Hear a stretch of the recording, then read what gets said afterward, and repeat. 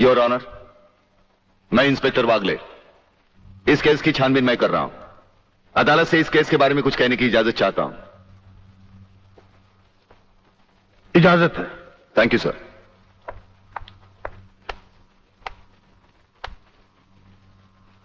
Your honour, इंसाफ के इस मंदिर में आपको न्याय करते हुए कई साल हुए होंगे और इन सालों में आपके सामने रेप और मर्डर्स के अनगिनत केसेस भी आए होंगे। क्या उन अनगिनत केसों में आपके सामने कोई ऐसा केस आया है जहां कत्ल और बलात्कार करने वाले ने जिसके ऊपर बलात्कार किया है उसे खुद अस्पताल पहुंचाया हो? ये तो अभी तक सुना नहीं कभी। सही कह रहा है ये बात है, कुछ ना कुछ गड़बड़ जरूर है। बहुत बड़ी ऑर्डर, ऑर्डर। इंस्पेक्टर वागले, मुझसे सवाल करने की बजाय आप इस केस में रोशनी डालिए। वही कोशिश कर रहा हूं सर। अदालत सरकारी वकील की जिन दलीलों को मद्देनजर रखते हुए इन लड़कों की जमानत नामंजूर कर रही है, मैं उन्हीं दलीलों के बारे में कुछ कहने की इजाजत चाहूंगा। इजाजत है। सरकारी वकील का कहना यह है कि अनीता चौधरी की लाश के पास संजय चौहान का पर्स मिला। हो सकता है बेहोश राधा टंडेल को उठाते वक्त वो पर्स वहां गिर गया हो। अब इनका कहना यह है कि राधा टंडेल ने इन लड़कों के खिलाफ बयान दिया है। यह भी तो हो सकता है कि वो बयान उसे किसी के दबाव में आकर दिया हो। जिस डॉक्टर ने बलात्कार की रिपोर्ट बनाई वो भी खरीदा गया हो। आपकी इन दलीलों से अदालत अपना फैसला नहीं बदल सकती। यह फैसला आप जबरदस्ती इन पर लाद रहे हो। इंस्पेक्टर वागले, अगर मैं चाहूं तो अदालत की तौहीन के जुर्म में मैं तुम्हें अभी टर्मिनेट कर सकता हूं। कोई परवाह नहीं है मुझे इस बात की। मेरा तो विश्वास उठ गया है इस कानून से। कौन सा कानून, कैसा कानून? यह कानून तो चंद मुजरिमों की रखेल बन बैठा है। इसलिए लोग अदालत का दरवाजा खटखटाने के बजाय गुंडों की चौखट चूमते हैं। Take him out of the court. अगर जिंदगी में किसी से रिश्वत ना ली हो तो ही मुझे हाथ लगाना।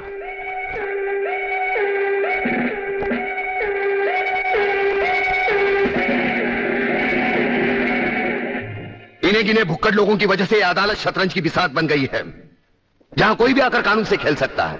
लेकिन इन खिलाड़ियों को अगर मैंने सच्चा कानून नहीं सिखाया तो मेरा नाम भी शिवाजी राव वागले नहीं।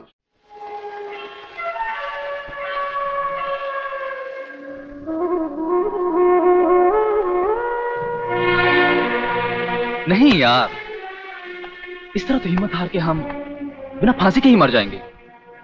ये क्या हो गया तुम दोनों को यार? अली, सोचता हूं मेरी बहन शांति पर क्या बीत रही होगी। मुझे पढ़ा लिखा कर एक बड़ा इंसान बनाने के लिए क्या कुछ नहीं किया उसने। लोगों के घर में काम कर करके अपने हाथों पे मेहंदी की जगह छाले डाल ली उसने। आलोक, तुम्हारी तो वो सिर्फ बहन है, मगर मेरे लिए वो बहन भी है और मां भी है। अगर बचपन से ही उसका प्यार मुझे ना मिला होता तो शायद ये अनाथ सड़कों पर ही अपना दम तोड़ देता। मेरी मां पर भी क्या बीत रही होगी। वो तो रो रो कर पागल हो गई होगी। अगर मुझे कुछ हो गया तो उसका भरोसा भगवान पर से भी उठ जाएगा। तुम इन 3 लड़कों के केस में कहां उलझ गए? हो सकता है इन बच्चों का केस महज इत्तेफाकी हो। इत्तेफाक नहीं है सर। ये कड़ियां भले ही अलग अलग नजर आ रही हो, लेकिन अगर गौर से देखें तो ये सब एक ही जंजीर की कड़ियां हैं, जिसमें एक न एक दिन जीवनलाल टंडेल, रसिकनाथ और गुंडा स्वामी की कलाइयां फंसेंगी। ये इत्तेफाक नहीं है सर, इत्तेफाक नहीं है।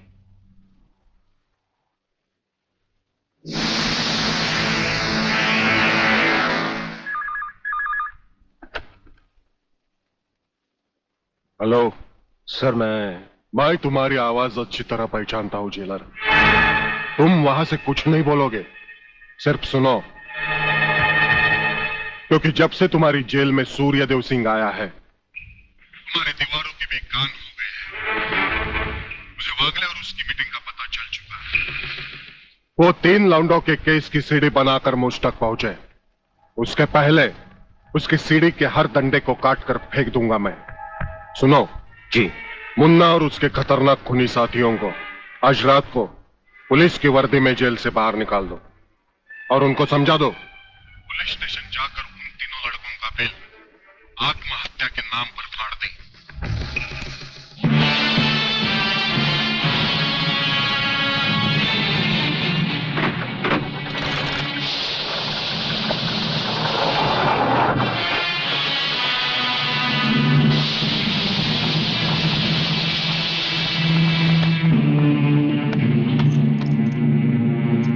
आईफोन का वायर काट दो,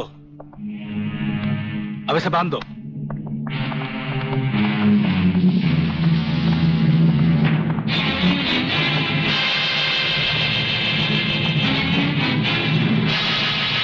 डरो मत, तुम्हारी जमानत हो चुकी है, हम लोग तुम्हें रिहा करने आए हैं।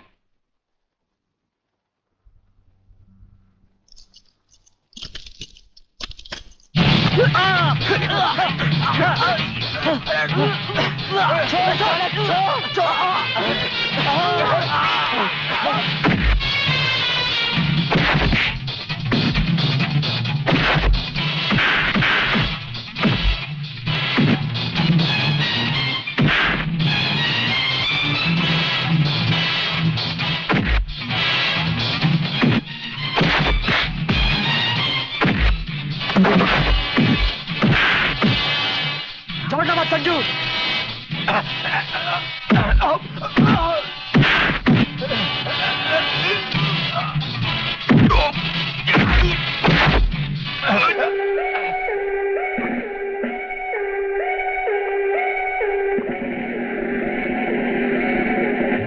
क्या बकते हो?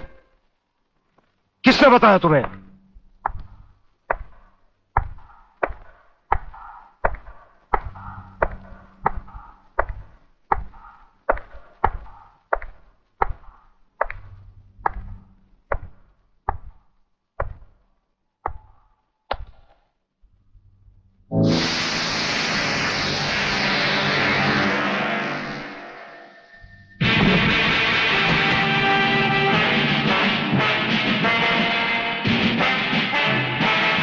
कुछ ही देर पहले तुम जेल की कोठरी में बंद थे, फिर वहां से निकले कैसे?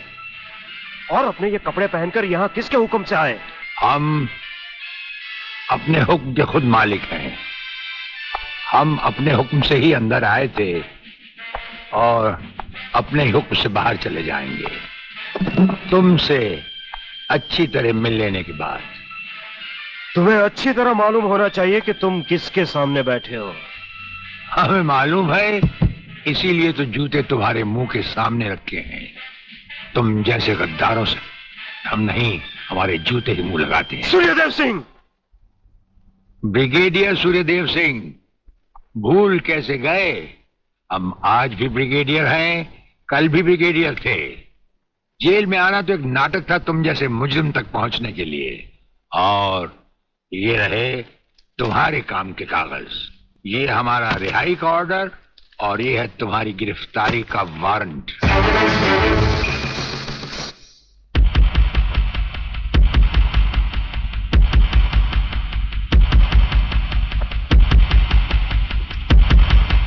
याद करो वो दिन जब तुमने ये वर्दी पहनने से पहले एक कसम खाई थी।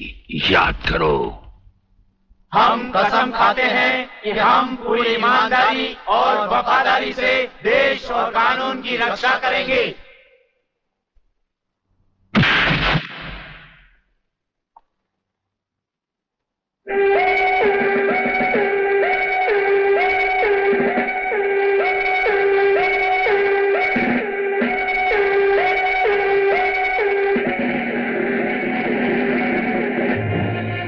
इन नंगों की बारात में ये वर्दी वाला दूल्हा नहीं जाएगा वागले।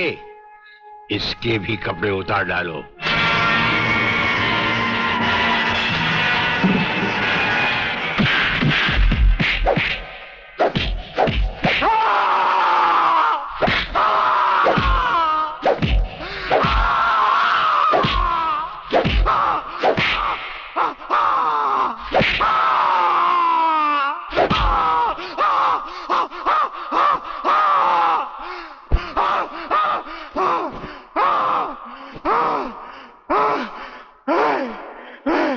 सच कह रहा हूं, मैं बेकसूर हूं। रात के बारे में मैं कुछ नहीं जानता। बेहोश होने से पहले 3 बार, होश में आने के बाद 3 बार तेरा इसी तरह इलाज करता रहूंगा।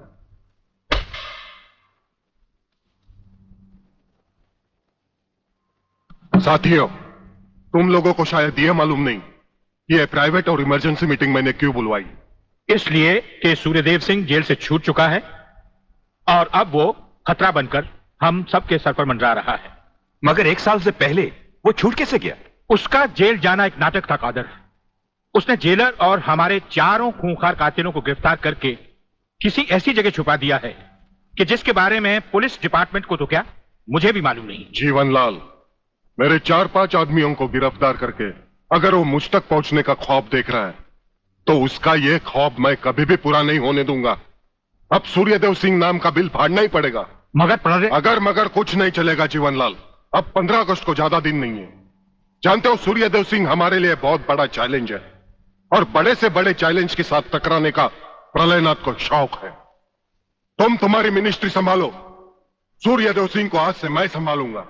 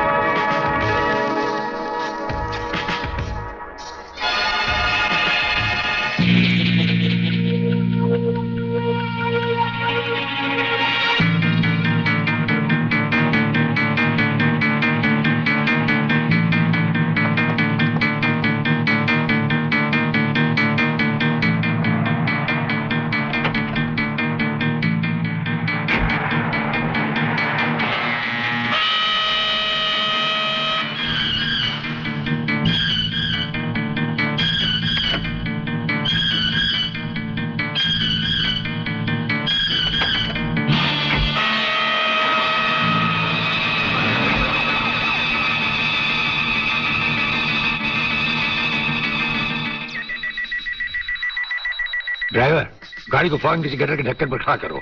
इसमें बम लगाया जा चुका है। Yes sir. बहादुर, काला बटन खींचो।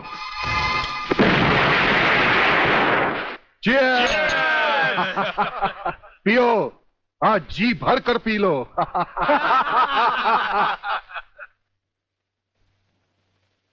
स्वामी जी, ये सुखद समाचार टीवी पर भी तो सुन ले। हाँ, ऑन करो। आज सदन के दोनों पक्षों ने इस हत्याकांड की तीव्र आलोचना की। इस हत्याकांड के षड्यंत्र के बारे में हमारी विशेष संवाददाता मोना अलवी की एक रिपोर्ट। आज दोपहर ब्रिगेडियर सूर्यदेव सिंह अपने विशेष दस्ते के साथ भोजन के लिए रवाना हुए। अचानक उन्हें अपनी कार में सिग्नल सुनाई दिया, जो कार में बॉम्ब रखे जाने का संकेत देता है।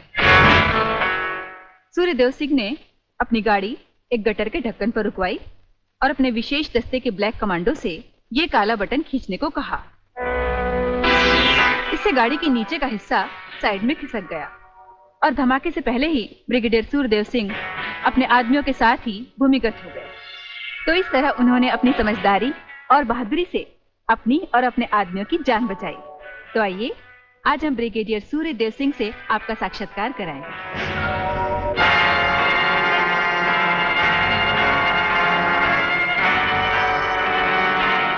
ब्रिगेडियर साहब, क्या आप हमें बताएंगे कि इस साजिश में किसका हाथ है? हाँ, हाथ होता तो कभी का काट चुके होते हम। ब्रिगेडियर साहब, आप हमारे दर्शकों को बताएंगे कि इन देशद्रोहियों ने आप पर हमला क्यों किया? जाहिर है कि हमें जीवन दान देने के लिए नहीं,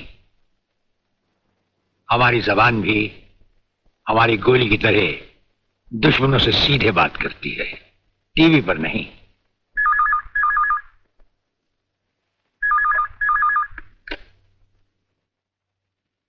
हेलो। ज्यादा आंखें फाड़ कर हमारा न्यूज देखोगे तो जल्दी अंधे हो जाओगे। ये समाचार देखने का नहीं, पैगाम सुनने का वक्त है। हेलो हेलो, तुम फोन कहां से कर रहे हो? तुम तो टीवी पर हो। हम टीवी पर भी हैं और हमारे घर पर भी। गेंडा स्वामी, ये टाइम बम का खेल हम तब से खेल रहे हैं जब तुम्हारे बाप दादा अपने बालों में खिजाब लगाते थे।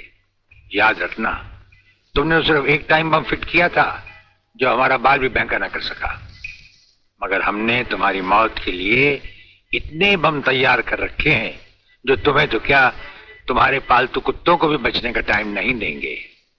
ब्रिगेडियर साहब, क्या आप उन देशद्रोहियों को कोई पैगाम देना चाहेंगे? पैगाम? हमारा पैगाम तो उन तक पहुंच चुका है। हम आपको यकीन दिलाते हैं कि हमें जिंदा देखकर वो अपनी टीवी तोड़ डालेंगे। अबे साले!